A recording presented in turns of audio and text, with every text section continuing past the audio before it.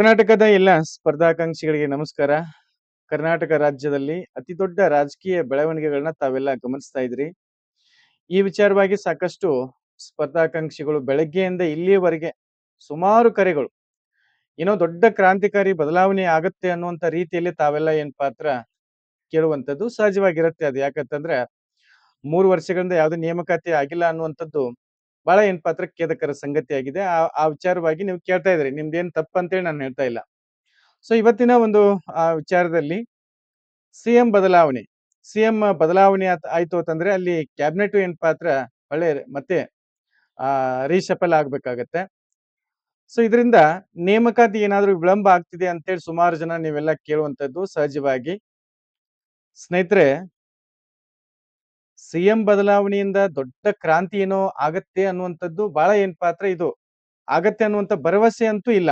ಯಾಕಂತಂದ್ರೆ ಕರ್ನಾಟಕ ಸರ್ಕಾರ ಅನ್ನುವಂಥದ್ದು ಏನಿದೆಯಲ್ಲ, ಈಗಿನ ಸರ್ಕಾರ ಇದು ಖಾಲಿ ಸರ್ಕಾರ. ಬರ್ತಕ್ಕಂತ ರೆವಿನ್ಯೂ ಎಲ್ಲ ಏನಪ್ಪಾ ಅಂತಂದ್ರ ಇದು ಗ್ಯಾರಂಟಿ ಸ್ಕೀಮ್ಗಳಿಗೆ ಹೋಗ್ತಾ ಇದೆ. ಕರ್ನಾಟಕದಲ್ಲಿ ಈ ಸರ್ಕಾರದಿಂದ ಅತಿ ಹಾನಿಗೆ ಒಳಗಾಗಿರ್ತಕ್ಕಂತ ಯಾವುದೇ ಒಂದು ಸಮುದಾಯ ಇತ್ತು ಅಂತಂದ್ರೆ ಅದು ಸ್ಟೂಡೆಂಟ್, ಸ್ಪರ್ಧಾಕಾಂಕ್ಷಿಗಳು. ಹಾಗಾಗಿ ನಾವು ದೊಡ್ಡ ಪ್ರಮಾಣದಲ್ಲಿ ನೇಮಕಾತಿಯನ್ನ ನಿರೀಕ್ಷೆ ಮಾಡ್ತೀವಿ, ಅತಿ ವೇಗವಾಗಿ ತಕ್ಷಣ ನೇಮಕಾತಿ ನಿರೀಕ್ಷೆ ಮಾಡ್ತೀವಿ ಅಂತಂದ್ರೆ ನಮ್ಮಷ್ಟು ಮೂರ್ಖರು ಯಾರು ಇಲ್ಲ. ಸ್ನೇಹಿತರೆ, ಬರುವಂತ ಸಿಎಂ ಅವರಿಂದ ಒಂದಿಷ್ಟು ಬದಲಾವಣೆಗಳನ್ನ ನಾವು ನಿರೀಕ್ಷೆ ಮಾಡಬಹುದು, ಇಲ್ಲ ಅಂತಲ್ಲ. ಬಟ್ ನೋಡೋಣ, ಅದು ಕಾದ್ ನೋಡ್ಬೇಕಾಗತ್ತೆ. ಒಂದ್ ಏನ್ ಪಾತ್ರ ಮೇಜರ್ ಆಗಿ ಚೇಂಜ್ ಆಗ್ಬೇಕಾಗಿದೆ. ವಿಶೇಷವಾಗಿ ಎಸ್ಪೆಷಲಿ ಕರ್ನಾಟಕದಲ್ಲಿ ಈಗ ಇರ್ತಕ್ಕಂತ ಶಿಕ್ಷಣ ಸಚಿವರು ಇದಾರಲ್ಲ, ಅವ್ರು ಚೇಂಜ್ ಆಗ್ಬೇಕಾಗಿದೆ. ನಮ್ಗೇನ್ ಸಿಎಂ ಚೇಂಜ್ ಆದ್ರೆ ಏನ್ ಫರ್ಕ್ ಅಂತೂ ಅಂದ್ರೆ ಏನ್ ವ್ಯತ್ಯಾಸ ಅಂತೇಳಿ ನನಗೇನ್ ಕಾಣ್ತಾ ಇಲ್ಲ. ಬಟ್ ಎಜುಕೇಶನ್ ಮಿನಿಸ್ಟರ್ ಏನದಲ್ಲ, ಇವರು ಸ್ವಲ್ಪ ಏನಪ್ಪಾ ಅಂತಂದ್ರೆ ಚೇಂಜ್ ಆದ್ರೆ ಒಳ್ಳೇದು ಅಂತೇಳಿ ನಾನು ಆ ದೇವರಲ್ಲಿ ಏನ್ ಪಾತ್ರ ಬೇಡ್ಕೋತಾ ಇದ್ದೀನಿ. ಯಾಕಂತಂದ್ರ ಶಿಕ್ಷಣದ ಗಂಧ ಗಾಳಿ ಇರ್ದಿರ್ತಕ್ಕಂತ ವ್ಯಕ್ತಿ ಇವತ್ತೇನ್ ಪಾತ್ರ ಶಿಕ್ಷಣ ಮಂತ್ರಿಗಳಾಗಿರ್ತಕ್ಕಂಥದ್ದು ದುರ್ದೈವದ ಸಂಗತಿ. ಯಾರಿಗೆ ರಕ್ಷಣೆ ಮಾಡಬೇಕಾಗಿತ್ತು, ಯಾರಿಗೆ ಶಿಕ್ಷಣ ಕೊಡಬೇಕಾಗಿತ್ತು, ಅದ್ರ ಬಗ್ಗೆನೇ ಏನ್ ಪಾತ್ರ ಆ ವ್ಯಕ್ತಿಗೆ ಜ್ಞಾನ ಇಲ್ಲ. ಹಾಗಾಗಿ ವ್ಯವಸ್ಥೆ ಹೀಗಿರ್ತಕ್ಕಂತ ವ್ಯವಸ್ಥೆ ಅಂದ್ರೆ ಏನ್ ಖಾಲಿ ಹುದ್ದೆಗಳದಾವಲ್ಲ,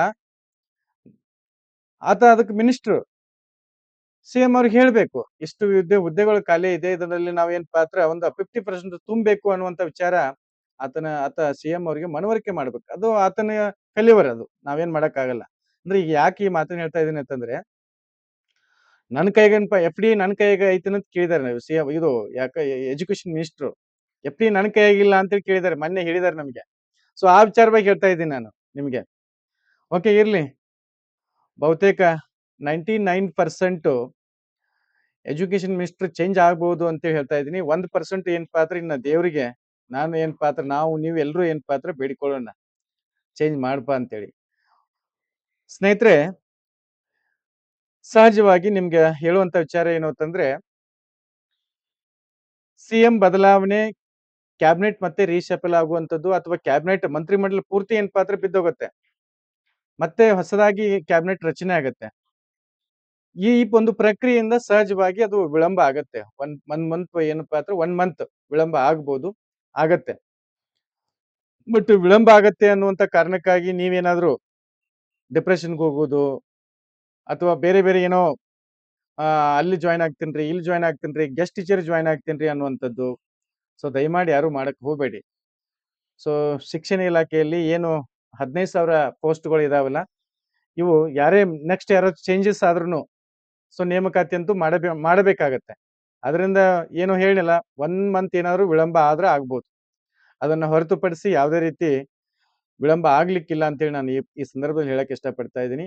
ಇದೇ ಒಂದು ಬೇಸಲ್ಲಿ PC, PSI ಯಾವುದೇ ಡಿಪಾರ್ಟ್ಮೆಂಟ್ ಅಲ್ಲಿ ಸಹಜವಾಗಿ ಸಿಎಂ ಬದಲಾವಣೆ ಆದ್ರೆ ಏನ್ ಪಾತ್ರ 1 ಮಂತ್ ಏನ್ ಪಾತ್ರ ಹೆಚ್ಚು ಕಡಿಮೆ ಆಗತ್ತೆ. ಸೊ ನಾನು ಹೇಳಕ್ ಇಷ್ಟಪಡ್ತಾ ಇದ್ದೀನಿ ಸ್ನೇಹಿತರೆ, ಈ ಟೀಚರ್ಸ್ ಹುದ್ದೆಗಳಿಗೆ ಸಂಬಂಧಪಟ್ಟಂತೆ ನೇಮಕಾತಿ ಇದೇ ಲಾಸ್ಟ್ ನೇಮಕಾತಿ ಅಂತ ಅನ್ಸುತ್ತೆ ನನಗೆ. ಯಾಕಂದ್ರೆ ಎಲ್ಲ ಸರ್ಕಾರಿ ಶಾಲೆಗಳನ್ನ ಇವರು ಹಂತ ಹಂತವಾಗಿ ಮುಚ್ಚು ಪ್ಲಾನ್ ಅಲ್ಲಿ ಇದ್ದಾರೆ.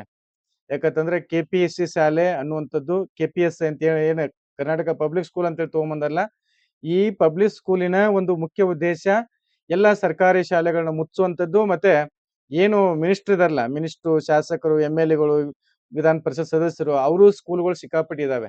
ಸೊ ಇಲ್ಲಿ ಶಿಕ್ಷಣ ಖಾಸಗೀಕರಣ ಆಗ್ತಿದೆ, ತಮ್ಗೆಲ್ಲ ಗೊತ್ತಿರತಕ್ಕಂತ ವಿಚಾರ ಇದು. ಹಾಗಾಗಿ ನಾನು ಹೆಚ್ಚಿಗೆ ಹೇಳಕ್ ಹೋಗೋದಿಲ್ಲ. ಹಂತ ಹಂತವಾಗಿ ಎಲ್ಲಾ ಒಂದು ಸ್ಕೂಲ್ಗಳನ್ನ ಮುಚ್ಚಿ ಅದರಿಂದ ರೆವೆನ್ಯೂ ಇಲ್ಲ ಅವ್ರಿಗೆ. ಹಾಗಾಗಿ ಎಲ್ಲಿ ರೆವೆನ್ಯೂ ಇರ್ತೈತಿ ಅಲ್ಲಿ ಏನಪ್ಪಾ ಅಂದ್ರ ಸರ್ಕಾರ ಎಚ್ಚೆತ್ತುಕೊಳ್ತದ. ಹಾಗಾಗಿ ಬಡ ಮಕ್ಕಳಿಗೆ ಶಿಕ್ಷಣ ಕೊಡ್ಬೇಕು ಅನ್ನುವಂಥದ್ದು ಯಾವ ಸರ್ಕಾರದೂ ಇಲ್ಲ. ಈಗ ನೋಡಿ, ಈಗ ಮುಖ್ಯಮಂತ್ರಿಗಳು 3 ವರ್ಷ ಆಯ್ತು. ಇವರ ಸಾಧನೆ ಏನಪ್ಪಾ ಅಂದ್ರ ಶೂನ್ಯ. ಯಾವ್ದಾದ್ರು ಒಂದರ ಕಾಲ್ಫರ್ ಮಾಡಿದ್ರ ಇಲ್ಲ. ಸೊ ಬಹಳ ದುರ್ದೈವದ ಸಂಗತಿ. ಇವುಗಳನ್ನೆಲ್ಲ ಮಾತಾಡ್ತಾ ಹೋದ್ರೆ ನಮ್ಗೆ ಬೇಜಾರಾಗತ್ತೆ. ಸೊ ಆಕ್ಚುಲಿ ಈ ಮಾತನ್ನ ಹೇಳ್ಬಾರ್ದಾಗಿತ್ತು ನಾನು. ಯಾಕಂತಂದ್ರೆ 3 ವರ್ಷಗಳಿಂದ ಸಾಕಷ್ಟು ಯುವ ಸಮುದಾಯ ಬೀದಿಗೆ ಬಂತು. ಎಷ್ಟೋ ಡಿಪ್ರೆಷನ್‌ಗೆ ಹೋದ್ವು. ಆಮೇಲೆ ಇವತ್ತು ವಯಸ್ಸಾದ್ರೂ ಸಹಿತ ಮದ್ವಿ ಇಲ್ಲ. ಏನ್ ಮಾಡೋದು ಹೇಳಿ? ಇಂಥ ಒಂದು ಯುವಕರ ಜೀವನವನ್ನ ಏನಪ್ಪಾ ಅಂದ್ರ ಹಾಳು ಮಾಡಿರ್ತಕ್ಕಂತ ನಮ್ಮ ಕರ್ನಾಟಕ ಸರ್ಕಾರ. ಬಹಳ ಖೇದಕರ ಸಂಗತಿ. ಇರ್ಲಿ, ಒಂದು ಹೋಪನ್ನ ಇಟ್ಕೊಂಡು ಸ್ನೇಹಿತರೆ, ನಾವು ಯಾವುದೇ ಕಾರಣಕ್ಕೂ ಆತ್ಮವಿಶ್ವಾಸವನ್ನ ಕಳ್ಕೋಬಾರದು. ನಮ್ಮ ಆತ್ಮವಿಶ್ವಾಸನ ನಾವು ಕಳ್ಕೊಂಡ್ವಿ ಅಂತಂದ್ರೆ ನಾವು ನಾವು ನಮ್ಮನ್ನ ಸಾಯಿಸ್ಕೊಂಡಂಗಾಗತ್ತೆ. ದಯಮಾಡಿ ನಿಮ್ಗೆ ಹೇಳುವಂತದ್ದು ಇಷ್ಟೇ. ಸಿಎಂ ಬದಲಾವಣೆಯಿಂದ ಅಂಥದ್ದೇನು ದೊಡ್ಡ ನಿರೀಕ್ಷೆಯನ್ನ ಇಟ್ಕೋಬೇಡಿ. ಅಲ್ಪ ಸ್ವಲ್ಪ ಏನಾದ್ರು ಬದಲಾವಣೆ ಆಗ್ಬೋದು, ಇಲ್ಲಂತಲ್ಲ. ಬಟ್ ನೇಮಕಾತಿಗಳಿಗೆ 1 ಮಂತ್ ಏನಾದ್ರು ಹೆಚ್ಚು ಕಡಿಮೆ ವಿಳಂಬ ಆಗತ್ತೆ.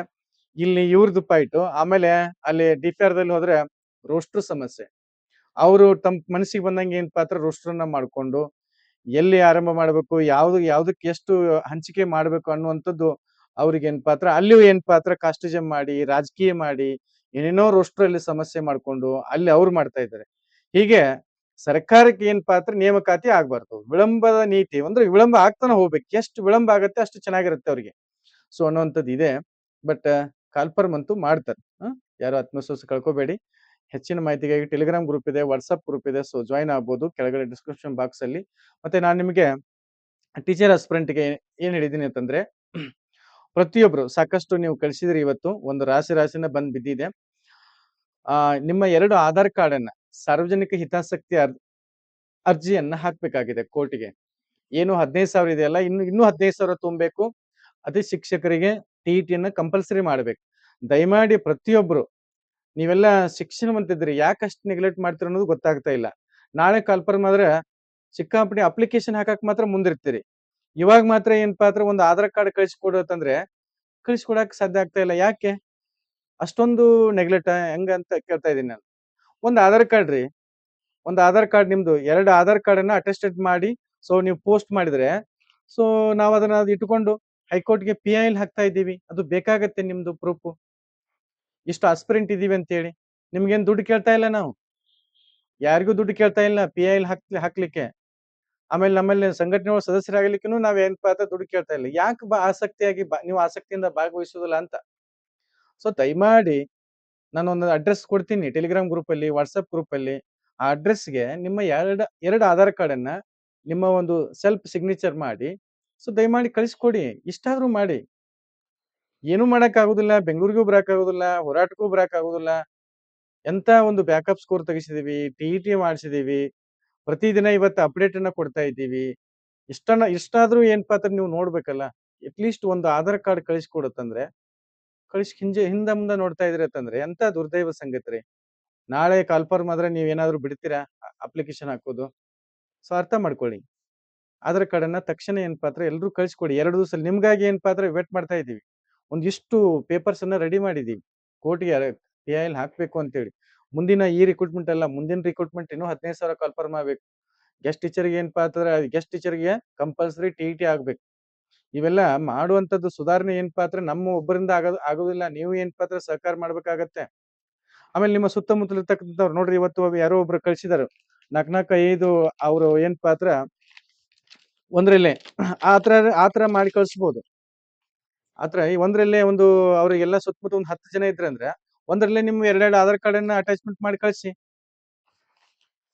ಬೇಗ ಕಳಿಸ್ಕೊಡಿ ಸ್ನೇಹಿತರೆ. ಏನ್ ನಮ್ ಕೆಲ್ಸ ಅಲ್ಲ ಇದು. ನಮ್ಮ ವೈಯಕ್ತಿಕ ಕೆಲಸಗಳನ್ನ ಎಲ್ಲಾ ಬದಿಗೊತ್ತಿ ನಾವು ಲಾಸ್ ಮಾಡ್ಕೊಂಡು PIL ಹಾಕ್ತಾ ಇದ್ದೀವಿ. ಸಾರ್ವಜನಿಕ ಹಿತಾಸಕ್ತಿ ಅರ್ಜಿ ಹಾಕ್ತಾ ಇದ್ದೀವಿ. ಅಲ್ಲಿ ಸರಿಯಾದ ಡಾಕ್ಯುಮೆಂಟ್ ಕೊಡ್ಲಿಲ್ಲ ಅಂದ್ರೆ ನಮ್ಮ ಮೇಲೆ ಏನಪ್ಪಾ ಅಂದ್ರ ಫೈನ್ ಬೀಳತ್ತೆ ಅನ್ನುವಂಥದ್ದು ವಕೀಲರು ಹೇಳ್ತಾ ಇದ್ದಾರೆ. ನೀವೇನಾದ್ರೂ ಸರಿಯಾಗಿರ್ತಕ್ಕಂಥ ರೀಸನ್ ಅನ್ನ ಅಲ್ಲಿ ಕರೆಕ್ಟ್ ಆಗಿ ಅಪ್ರೂವಲ್ ಕೊಡ್ಲಿಲ್ಲ ಅಥವಾ ಅದನ್ನ ಡಿಪೆಂಡ್ ಮಾಡ್ಕೊಳಕ್ ಬರ್ಲಿಲ್ಲ ಅಂತಂದ್ರೆ ನಿಮ್ ಮೇಲೆ ದಂಡ ಹಾಕ್ತಾ ಇದಾರೆ. ನನ್ ಮೇಲೆ ಏನಪ್ಪಾ ಅಂದ್ರೆ ದಂಡ ಬೀಳತ್ತೆ ಅನ್ನುವಂಥದ್ದನ್ನ ಈಗ ಆಲ್ರೆಡಿ ಏನಪ್ಪಾ ಅಂದ್ರೆ ವಕೀಲರು ಹೇಳ್ತಾ ಇದಾರೆ. ದಯವಿಟ್ಟು ಸ್ನೇಹಿತರೆ ಒಂದಿಷ್ಟು ಸೂಕ್ತ ದಾಖಲಾತಿಗಳು ಬೇಕಾಗತ್ತೆ ನಮ್ಗೆ. ಆಲ್ರೆಡಿ ತರಿಸ್ಕೊಂಡಿದೀವಿ. ಇನ್ನಷ್ಟು ಏನಪ್ಪಾ ಅಂದ್ರೆ ನಿಮ್ಮ ಸಹಾಯ ಸಹಕಾರ ನಮ್ಗೆ ಬೇಕಾಗತ್ತೆ. ನಾವು ಪ್ರತಿದಿನ ಇಷ್ಟು ಹೋಗುದು ಬರುದು ಖರ್ಚು ವೆಚ್ಚಗಳು ಬಹಳ ಏನಪ್ಪಾ ಅಂದ್ರೆ ಕಷ್ಟ ಇದೆ. ಅವನ್ನೆಲ್ಲ ಹೇಳ್ಕೊಳಕ್ ಆಗಲ್ಲ. ಸೊ ದಯಮಾಡಿ ಎಲ್ರು ಏನಪ್ಪಾ ಅಂದ್ರ ಈ ಒಂದು ಈ ವಿಚಾರಕ್ಕ ದಯಮಾಡಿ ಸಹಾಯ ಮಾಡಿ. ಎಲ್ರು ಪ್ರತಿಯೊಬ್ರು ಒಂದು ಆಧಾರ್ ಕಾರ್ಡ್ ನಿಮ್ದು ಏನ್ 2 ಆಧಾರ್ ಕಾರ್ಡ್‌ನ ಕಳಿಸ್ಕೊಡಿ ದಯಮಾಡಿ. Thank you so much.